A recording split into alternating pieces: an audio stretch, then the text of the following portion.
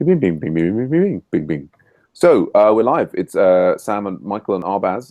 Here we are. It's the first Bob Martin weekend scrum that I've run.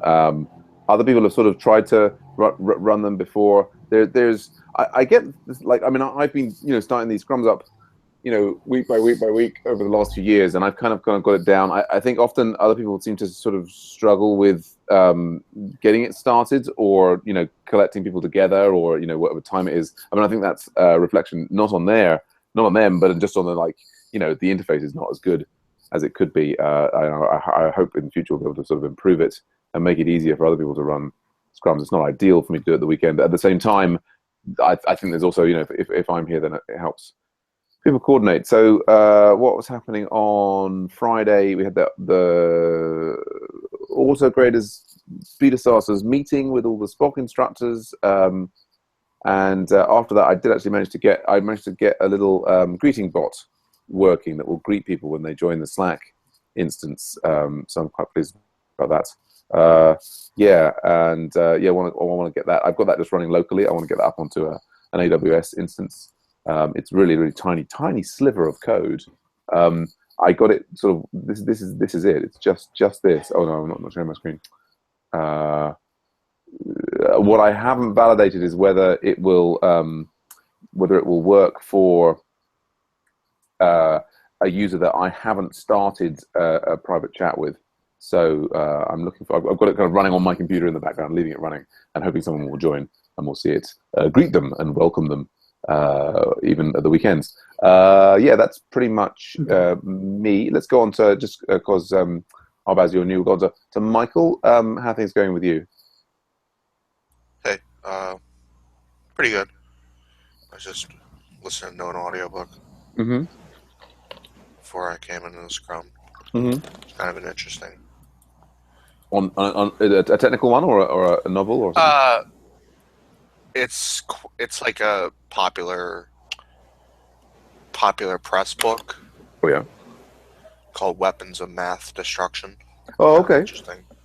It's gotten a lot of press lately. It's kind of like a counterpoint to the hype around data analytics, right?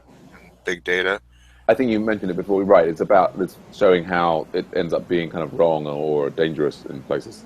That it, I mean, her argument is that it's like often used to basically inadvertently or either intentionally or inadvertently discriminate. And but I mean, it's kind of like it's very clear she has like an agenda, and so it's not like really balanced, but I think she's trying to sell it as like, you've heard all this like really great things about it, and now here's something that's gonna like come at it with like, gloves off, and kind of like she doesn't really try to like, defend it per se as much. Right. Fair enough. Good show. Yeah, and well, you got your pull request in for the Spaces thing with Adrian, which we did. Need to get that merged in. Anything else to report? Yeah. How do you feel about coming into your office on Saturday there? Pretty walking down the hall. I think it's not good for my long-term health. I think ideally I would be having a post-lunch nap at this point.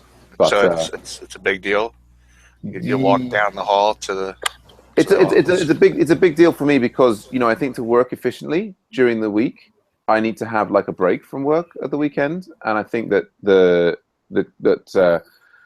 I've got this moment where I can sort of slip in here, but on other weeks, I mean, I've just like run a football coaching session with 30 kids this morning, and so yeah, I mean, we'll see. Like, I'm happy to sort of do it for a while, and hopefully that will help more people do stuff at the weekend. But it's not without a cost.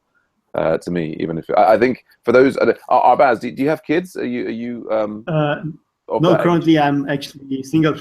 Yeah, well, it's I think until you've had kids, I think the balance of what you can get done. Although even saying that, to be honest, when I was working in Japan, and it's tempting to work at the weekends, but in the long run, it can totally mess with your mind. I think it's as a non-parent, you have maybe more flexibility to do a bit here and there at the weekend and not sort of destroy your mental state. But anyway, but Arbaz, you're saying you're from Pakistan. Are you actually in Pakistan now, or you come from there? Yes, I'm currently residing in Pakistan, and I'm actually doing. I'm a junior software engineer. Cool. Ruby on Rails. Oh right. So you're using Ruby on Rails in your day job? Yes. Yes. Cool. And mostly it's actually Ruby on Rails. Right, and so, but you're doing that. You've done the course of the MOOC. Yeah. And so, did you find that course was largely stuff that you already knew if you were already using Ruby on Rails, or was it something different? No, but I'm actually working in a small software company. It's actually a startup. I think it's 2 or 3 years old. So we actually don't use much of these practices over here. Right. It is just get the job done and Sure. Get the product to the client. But yeah, I actually learned a lot of things which we are actually not practicing over here. But it has actually improved a lot of my skills. Excellent. Oh, that's wonderful. That's wonderful. And I noticed in the background, right? So you did actually just join the. Yes, but I think I actually am not adding any of the channels. No. The voting thing. Yeah. Okay. No, well, you're in general. Well, I think that now that we have Michael here, I mean, I think we maybe. So you're probably more interested in voting on a story that involves Ruby on Rails than the vote that was going on is. What's the word? It's on a Node project, so we can probably put that to one side. Okay. What there is though, yeah. Oh look, and in fact, by joining, you've helped me out. That's we see here. So you see this message that came in here, and you were welcomed. Yeah. Yes. My screen. That was actually sent by my bot. Okay. That was the bot. Okay, the one you were showing. Okay. Yeah, the one I was just showing. So you've already helped enormously, because this is now going to allow me to greet people automatically, even at the weekends if I can't get to my computer. So thanks so much for helping us test that. But so you're doing the course. Your key objective is to try and vote on a story. So that's I think our Scrum, unless there's any other critical information to sort out. Shall we try and have a vote on something? Because we could either vote on local support or website one. Maybe let's go for local support. So we've just had an online vote there, and that was fine. Let's go and have a look at the Pivotal Tracker board for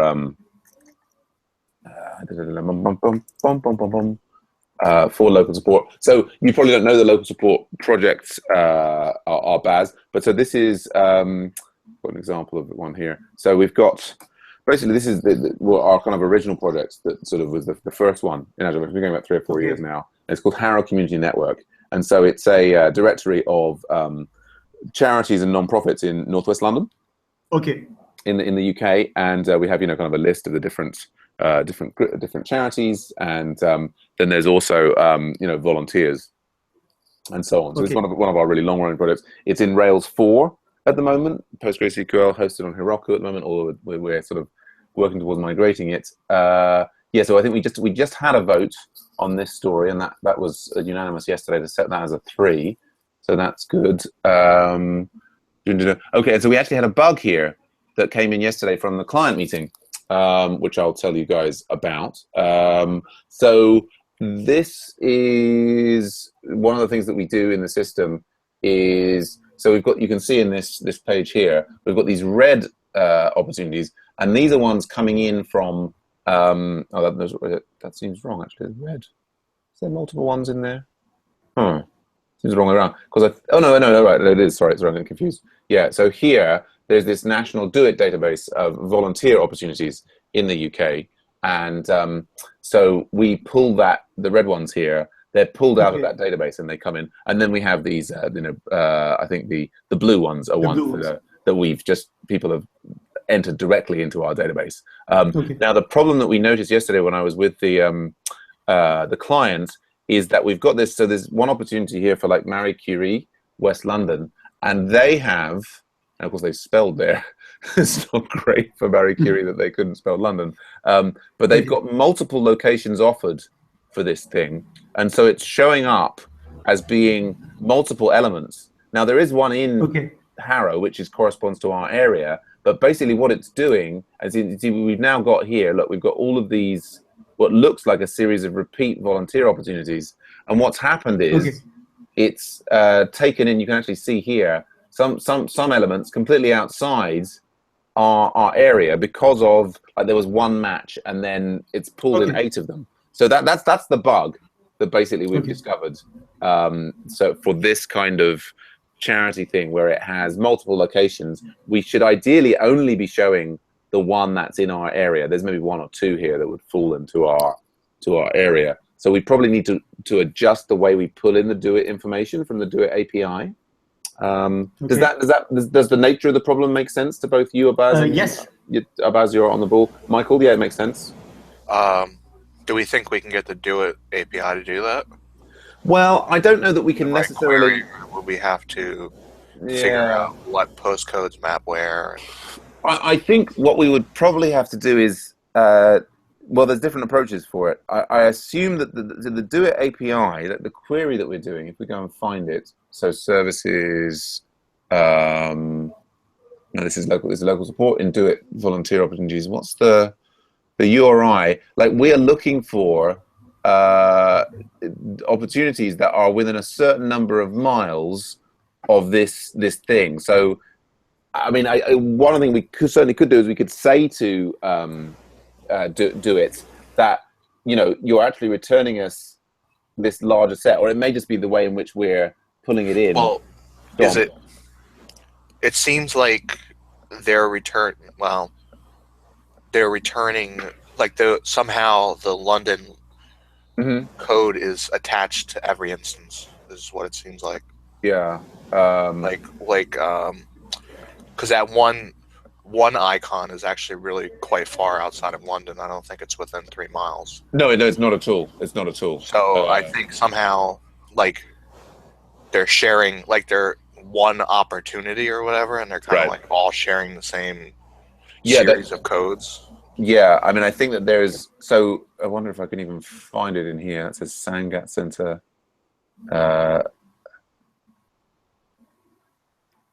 So it seems like the one thing you get is latitude. Well, I think we get latitude and longitude. I mean, I assume what's happening is there is a somewhat complicated formula for determining distance on a globe. Sure. Given latitude and longitude. I think we're getting latitude and longitude. I think that now can I just go out and work out owner recruiter Fiona Venus contact? It's called Mercator distance. No, this is right. I think what's happening though is that, for example, it's what we're doing here is like look, this is the opportunity. This is the Marie Curie one, right? Here, it's an owner recruiter, and it's Marie Curie, right? And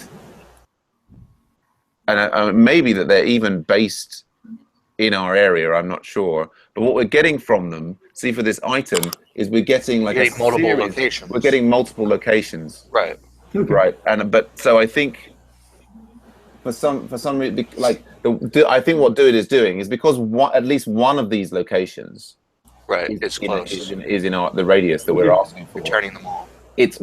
It's returning this element, but I think it may just be the way that we're parsing the location data, is that we're, or maybe it's returning it more than once. Like, that's the API right there. If you click open locations, and they're different.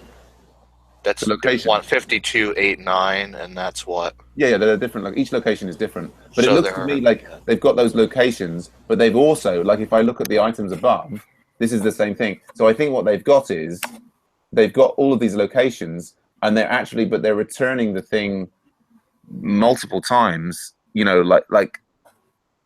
I mean, so I think we either ask Do It and say, look, you know, you're returning some wrong things here for this query, which we can certainly say to them. And in the meantime, we could also be like having done the query, we could be doing a separate check. We could do our own check on the incoming things. Like, so we're pulling the latitude and longitude out of each of the opportunities. So we could be doing our own check here. And manually actually ignoring those. and manually Right. actually ignoring That's what those I was saying. locations which are actually not. Yeah, we could ignore the one. So I mean, we can ask. Okay. That seems like the two sensible things that we can do is, one, we can say, hey, do it. You're returning some stuff that's wrong, and two, we could add a check that would For the Mercator distance, right? yeah, just for the to make sure that that it's doing what it's supposed to be doing, which obviously it's not doing, because it may take them some time for them to actually make that fix and then roll that out. So I think that's a good analysis there. We can say here, so it seems like so do it is returning some incorrect data. We should ask them to fix that, but also add some code to check the locations of data returned and exclude. You actually have to break out trigonometry, apparently. Mm-hmm. Those areas. So an interesting those of our specified area, and we do this like we have a scheduler running that run once a day to pull this stuff in. So doing a few extra calculations there is not going to be any big deal, I would say. So are we ready to go to a vote? Yes. On this one, would you say? Yeah. It's Arbaz. Do you think you have enough information to sort of vote on the complexity? Yes. Yeah. Yes, I can. But I think yes. Okay. I think I need to actually log in into Pivotal Tracker as well for the voting. No, not for the voting. No. Not for the no. We can do that in. We'll do that in the Slack. So in the Slack. Yeah, we'll do that in the Slack. Great. Yeah, let me get the link in here. So I'll put voting on, and I'll say welcome. There you go. That's you, and invite you in to join.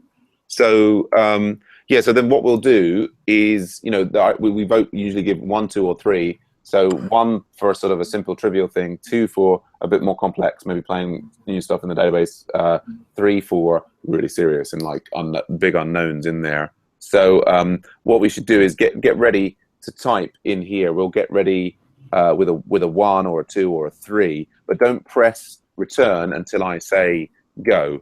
So if everybody's ready to vote, we put our number in, and then I'll do a countdown. Have you managed to find the channel, Arbaz? Yes, I am actually in the channel, and I have actually, wrote the rating. Excellent. So I'll say 3, 2, 1, go. Okay. All right. Unanimity. Excellent. Wonderful. That's excellent. So we have 2 points, and that story is voted. And yeah, so that's your assignment there for at least the first part of it. Okay. And can you actually share the link of the tracker? Because I think I do have to share that as well. Yes, indeed. Okay. So that's Thank you very much. So it's there. I'll just put it in the group chat, the Google chat. It's also in the local support chat channel. Okay, there. Great. And then also, I think it asks you to submit the URL of the video. So I'll Scrum video. So I'll pop that in there as well. It was lovely to meet you. Okay, it was actually a great experience, and this was actually my first experience, and I'm actually looking forward to doing it in future as well. Fantastic. Yeah. Well, and of course, yeah. Beyond the assignment, you're welcome to join any scrums.